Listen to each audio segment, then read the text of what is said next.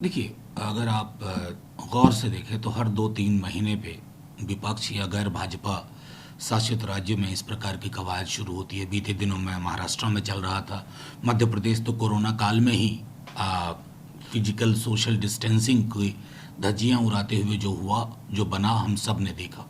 महत्वपूर्ण ये है कि लोकतंत्र के इस अध्याय में, इस काल में बहुत सारे सवाल हैं।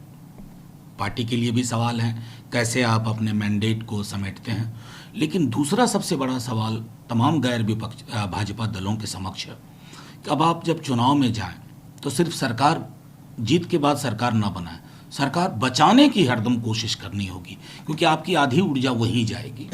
क्योंकि एक मेजॉरिटेरियन पॉलिटिक्स का, सिंगल पार्टी मेजॉरिटेरियन पॉलिटिक्स का जो तेवर मैं देख रहा हूँ, वो संसद के गलियारों से लेकर के विधानसभाओं में और चुनी हुई सरकार को डिस्टेबलाइज करने में, मेरा मानना है कि आज जो भी पार्टी ताली बजा रही है, प्रसन्न हो रही है कि पताका उनकी फहर रही है।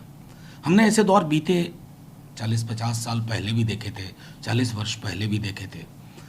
सनद रहे, रथ का पहिया घूमता है, आगे भी पीछे भी। ये मैं समझता हूँ एक संदेश होना चाहिए स्वस्थ लोकतंत्र के लिए, जिंदा लोकतंत्र के लिए, सबके लिए। देखिए, अब ITBP के देसवाल साहब ने ये कहा है, लेकिन अभी तो पूरी की पूरी हमारी बातचीत जो चल रही है उसमें ऑफिशियल ब्रीफिंग अभी तक हमारी नहीं हुई है।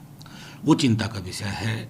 गलवान से अलग हटिए, पेंगोंग या डेप्सांग प्लेन्स में सेमी परमानेंट स्ट्रक्चर्स बने, खुद हमारे ही लोगों ने बताया, इमेजेस दिखा करके। डीएस्केलेशन के दौर में हमने जवान खोए हैं, ये हम कभी नहीं भूल सकते। आने वाले कई वर्ष तक हम नहीं भूल पाएंगे वो बर्बर हत्या जो शहादत में हमारे जवानों की तब्दील हुई।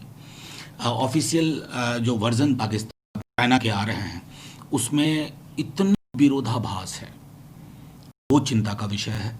और मैं बार बार कह रहा हूं कि चाइना के बरक्स हमें कुछ नहीं करने की जरूरत है। उनकी गन बोट डिप्लोमेसी का जवाब हमें उसी तरीके से देना होगा।